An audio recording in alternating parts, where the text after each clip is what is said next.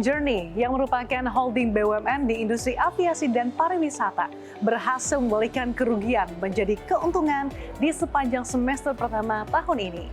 Lantas, seperti apa jurus jitu InJourney dalam mempercantik kinerja keuangannya di sepanjang semester pertama tahun ini, dan seperti apa fokus bisnis InJourney ke depannya untuk mengakselerasi industri aviasi dan juga pariwisata di tanah air?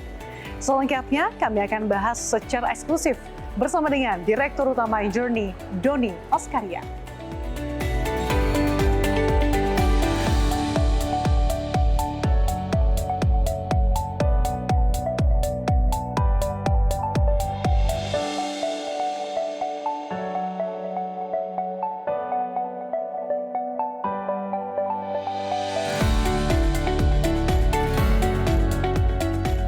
Anda menyaksikan BUMN Performance Report 2023 bersama saya, Andi Shalini.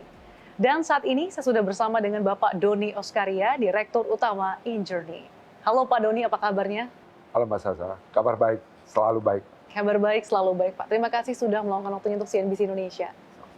Pak Doni, kita tahu bahwa sektor aviasi dan juga industri pariwisata ini menjadi sektor yang cukup terpukul imbas pandemi COVID-19. Nah, saat ini kondisinya Pak, sektor penerbangan dan juga pariwisata ini seperti apa sih Pak? Jadi memang kalau kita melihat selama periode COVID, industri aviasi dan pariwisata ini merupakan industri yang paling terdampak dari situasi ini. Dan puji syukur alhamdulillah, mulai dari semester ketiga tahun 2022 sampai dengan hari ini itu tingkat recovery-nya cukup bagus. Dan kita lihat terutama sekali di tahun 2023, tingkat traffic kita meningkat cukup signifikan. Ini kita lihat dari pergerakan di airport kita, sampai dengan pertengahan tahun 2023 ini jumlah passengers kita sudah 71 juta. Jadi kalau 71 juta ini, which is sudah 90% dari sebelum COVID. Nah, ini satu data yang menarik sebetulnya buat kita dan juga perlu kita syukuri. Memang ada beberapa titik yang belum maksimal recovery-nya. Terutama sekali kita lihat terjadi perubahan daripada pattern traveler. Khususnya untuk yang bisnis traveler. Di mana kalau kita lihat sebelum COVID itu, kita punya dua sentral untuk incoming atau inbound kita, yaitu di Jakarta dan di Denpasar untuk wisatawan overseas ya. Khusus untuk Jakarta ini memang didominasi oleh bisnis. Dan kita amati hari ini itu recovery rate-nya masih 34%. Artinya terjadi shifting yang cukup signifikan di cara orang melakukan bisnis saat ini. Ini juga perlu sesuatu yang perlu kita antisipasi sebetulnya. Tetapi kalau kita lihat sebaliknya di Bali, untuk yang wisatawan, ini sudah meningkat 95%. Artinya jumlah traffic kita hari ini in and out kita itu sudah mencapai angka 30.000 per day. Nah, ini satu gambaran kurang lebih mengenai sektor aviasi dan pariwisata kita. Di sektor pariwisata juga demikian yang kita cermati, terjadi peningkatan yang signifikan. Ada beberapa record yang kita pecahkan sebetulnya. Jadi untuk domestic traveler kita, semasa liburan Lebaran, ini satu di Bali itu kita mencapai per hari itu 73.000 pax. Ini the highest ever. 3.000 pax per hari yang di domestik kita.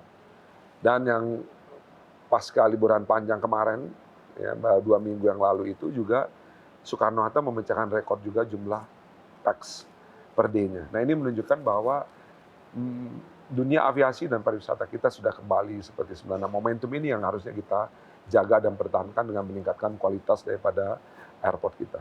Di tengah beberapa sektor yang sudah mulai pulih, termasuk aviasi dan juga pariwisata, apakah artinya semua lini bisnis di bawah InJourney ini semuanya sudah pulih secara merata? Atau mungkin ada beberapa sektor yang mungkin sudah meningkat, tapi ada beberapa sektor yang perlu dimaksimalkan lagi, Pak? Ini menarik sebetulnya, karena memang ini kenapa kita bilang InJourney ini sebuah ekosistem, satu dan lainnya itu saling ketergantungan. Sebagai contoh misalkan, dengan naiknya traffic kita di airport, ini juga didorong oleh terjadinya peningkatan supply di sisi airlines-nya. Ya, kita lihat Garudanya mulai bertambah supply-nya, kemudian juga kita mengintroduce airlines baru Pelita, kemudian juga ada Citylink, sehingga dari sisi supply-nya meningkat, dan ini bisa meng-capture demand yang cukup luar biasa. Kalau kita lihat dari sisi airlines pun, report terakhir yang saya terima itu bahwa sisi seat load factor-nya juga mencapai angka yang mungkin the highest ever. Jadi rata-rata di atas 80%. Ini menunjukkan demand-nya juga meningkat sangat signifikan. Nah, ini memberikan dampak terhadap airport kita. Tadi airport kita beberapa kali memecahkan rekor dari jumlah traffic sebelumnya. Ini terrefleksi juga di tingkat hunian hotel-hotel kita, di mana BUMN atau Injourney memanage hotel-hotel BUMN, ya. Kurang lebih ada total 103 hotel yang berada di BUMN. Tingkat okupansinya juga meningkat cukup signifikan. Rata-rata sudah di atas 66%. Artinya ini menunjukkan bahwa keseluruhannya meningkat dengan signifikan. Begitu juga kalau kita lihat lagi, demand terhadap Nusa Dua dan juga Mandalika kita. Di Mandalika kita akan segera, mall akan segera dibuka di bulan Oktober sebelum MotoGP nanti di kawasan kita. Kemudian akan segera kita signing juga untuk equestrian, untuk balap kuda di dalam Mandalika. Kita juga akan segera signing bulan depan untuk golf course dan villa. Artinya bahwa memang sektor pariwisata ini menghadapi satu proses rebound yang cukup signifikan. Nah, ini terrefleksi di hampir semua perusahaan kita. Dan yang terakhir tentu saja Sarina sebagai retail kita, ini juga terlihat trafficnya cukup baik, dan dari waktu ke waktu ini kita lihat juga secara bottom line, secara revenue dan bottom line juga mengalami peningkatan yang cukup signifikan. Jadi artinya ini satu sinyal yang baik kepada industri bahwa sektor pariwisata kita sudah tumbuh dan kembali ke fase normal. Nah, dengan peningkatan yang cukup signifikan atau bisa dikatakan reborn ya Pak, jurus jitunya apa saja sih Pak yang dilakukan di bawah nahkoda Pak Doni nih untuk bangkitkan lagi sektor industri aviasi dan juga pariwisata? Kita memang ada beberapa hal yang kita lakukan. Pertama itu tentu di sektor company kita. Di dalam sektor company kita melakukan yang kita sebut dengan fundamental improvement. Keseluruhan daripada perusahaan yang berada di bawah Injourney selama fase pandemi kemarin kita memperbaiki secara fundamental. Mungkin ini yang tidak diketahui publik, ya, karena kita kan lebih banyak transformasi berarti Pak? Transformasi. Ya, kita melakukan transformasi di bandara kita, ya, transformasi bandara, kita transformasi juga di semua perusahaan kita. Nanti saya akan ceritakan satu persatu. Nah, proses transformasi ini core-nya adalah bagaimana membuat perusahaan ini sehat secara fundamental atau secara financial. Kita meredefine revenue stream-nya. Sebagai contoh misalkan di bandara kita. Bandara kita revenue stream-nya itu masih di dalam tahapan basic, yaitu 80%-nya itu adalah aero revenue, tapi 20%-nya yang non-aero. Kalau kita melakukan benchmark terhadap international airport, itu 60-70% itu adalah non-aero revenue. Nah, kalau kita compare lagi, kita lihat jumlah traffic kita itu sebetulnya bandara Indonesia itu memiliki nomor 4 di dunia jumlah traffic. Dengan estimasi kita kurang lebih tahun ini itu kita bisa closing di 160 sampai 170 juta. Itu targetnya hingga tahun ini? Ya. Walaupun secara estimate kalau kita 2 kali lipatkan saja di periode setengah tahun ini kita 71 juta, kurang lebih 142 juta. Tetapi kita mau push, lihat trennya mungkin kita bisa sampai 150-160 juta. Umpamakan 150 juta saja jumlah traffic yang di bandara kita.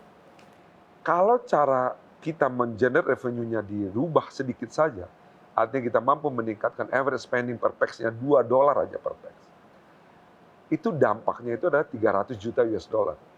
300 juta US dollar itu equal dengan 4,5 triliun dampak ke bottom line-nya. Nah, ini revenue stream-nya ini kita rubah. Makanya bandara kita mengalami satu proses transformasi yang signifikan. Baik itu di sisi layanan maupun di sisi komersialisasi. Kita mulai menghitung waiting time orang untuk check-in, menghitung serving time orang untuk check-in, karena ini akan juga menghitung average spending time orang di airport, karena ini akan berkaitan dengan nanti total spending per pax-nya. Nah, ini kita lakukan perubahan yang fundamental di sisi situ. Begitu juga di sisi hotel kita di HIN. Kita juga lakukan perubahan yang signifikan, di mana saat ini HIN itu kita fokuskan juga mengembangkan satu medical tourism kompleks di Sanur. Nah, ini satu medical tourism kompleks yang mungkin boleh dibilang salah satu kawasan ekonomi khusus yang tersukses. Karena dalam waktu 1,5 sampai 2 tahun kita sudah berhasil memenuhi keseluruhan lot yang ada. Jadi ini akan menjadi satu integrated medical and wellness destination di Bali. Dan ini akan membanggakan tentunya buat Indonesia karena kita membangunnya dengan sangat detail, baik itu dari sisi revenue-nya, operasionalnya, maupun dari sisi teknologi yang dipakai. Progresnya udah sejauh mana, Pak? Progresnya kurang lebih November ini kita facility udah selesai semua, baik itu hotel, convention, maupun facility dasar, baik itu yang berkaitan dengan water treatment, waste management, dan lain sebagainya, itu sudah selesai, infrastruktur. Kemudian nanti bulan April kita akan mulai buka Bali International Hospital dengan Mayo, kemudian langsung juga bersamaan dengan pembukaan Korean Aesthetic Hospital. Ini nanti akan selesai, kita harapkan keseluruhan proyek akan selesai, tentunya kita harap nanti end of 2024. Ini seluruhnya bisa sudah langsung dirasakan oleh masyarakat akhir tahun 2024. bisa langsung, tetapi sudah mulai bisa dirasakan dari November ini bertahap ya. Hotel dan convention dulu, April tahun depan kita mulai bisa dengan Bali International Hospital. Kemudian nanti keseluruhan daripada kawasan ini akan selesai di Desember tahun 2024. Nah, ini konsepnya akan seperti apa sih, Pak, medical tourism? Karena ini kan menjadi sesuatu yang baru ya, Pak, di Indonesia. Jadi memang kalau kita lihat dasar berpikirnya, ada sebagian daripada masyarakat kita yang memang berobat ke luar negeri. Ini tidak bisa kita pungkiri, karena apa, bagaimanapun tentu ada orang yang punya belief dan punya kemampuan untuk melakukan itu.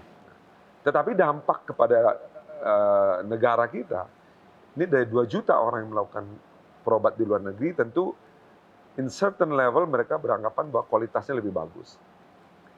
Tetapi ya tentu ini dalam perception lagi ya, tentu dengan experience dan persepsi mereka. Tetapi dampaknya adalah kita kehilangan devisa kurang lebih 90 triliun setahun. Akibat daripada adanya devisa outflow di dalam medical ini. Nah, kemudian pemerintah berpikir bagaimana kemudian kita berupaya mempertahankan devisa ini untuk tetap di dalam. Itu yang pertama. Yang kedua adalah membuka lapangan kerja yang lebih optimal. Yang ketiga tentu saja adalah transfer of knowledge dengan kualitas yang kita harapkan menjadi lebih baik. Nah, atas dasar ini kemudian kita mengembangkan kawasan ekonomi khusus kesehatan di Bali.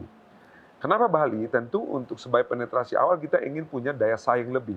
Ada comparative advantage-nya dibandingkan dengan yang lain. Kalau Bali tentu orang akan berpikir daripada saya berobat ke tempat lain mendingan di Bali. Ya. Sekalian healing ya, Pak. Sekalian healing. Dan apalagi lokasi kita ini adalah lokasi terbaik mungkin yang ada di Bali ya. Kita di Sanur, kita punya panjang pantai itu 1,3 kilo dan semua facility kita di pinggir pantai itu. Nah, atas dasar ini kita membuat. Lalu kita berpikir, kalau kita ingin mempertahankan outbound devisa kita tadi, tentu kita harus mengajak adalah rumah sakit yang selama ini menjadi destinasi bagi orang Indonesia. Kita kategorikan, kita bikin matriksnya. Rumah sakitnya apa sih yang paling sering dikunjungi oleh masyarakat Indonesia untuk berobat ke luar negeri. Kita mengidentifikasi, kemudian bekerja sama dengan Mayo untuk 6 Center of Excellence, ya, termasuk di dalamnya ada onkologi, ortopedik, kardiologi, urologi, kemudian gastro. Nah, untuk yang lainnya kita juga menggandeng. Kita tahu bahwa masyarakat Indonesia banyak yang pergi ke Korea untuk melakukan estetik ya.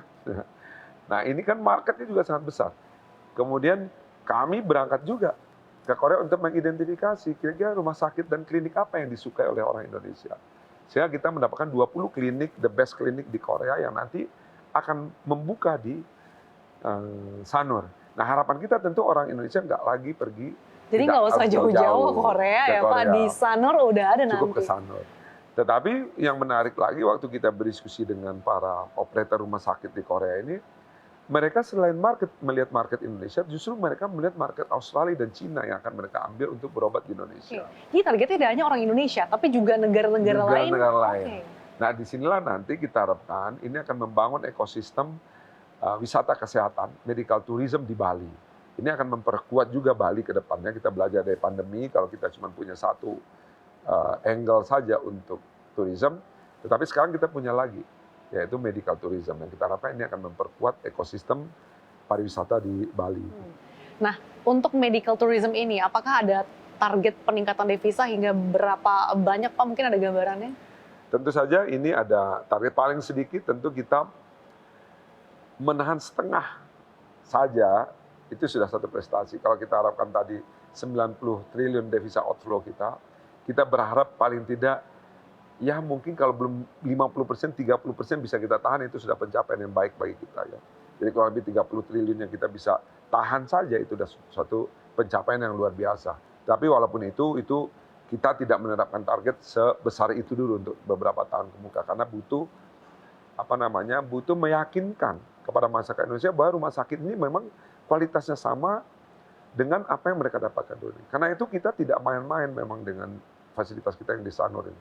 Baik itu di sisi operation, saya melakukan sertifikasi untuk setiap tenant, setiap partner yang terlibat. Ya, mulai dari waste management harus sertifikasi ISO, laundry systemnya harus sertifikasi ISO, buangan airnya bahkan kita mengontrol sampai ke buangan airnya. Dari hulu sampai hilir Dari sudah hulu ke dipikirkan. hilir. Ya. Kemudian juga gateway-nya untuk entrance secara face visit dengan website-nya. Semuanya kita pikirkan dengan baik. Juga infrastruktur digital di dalamnya.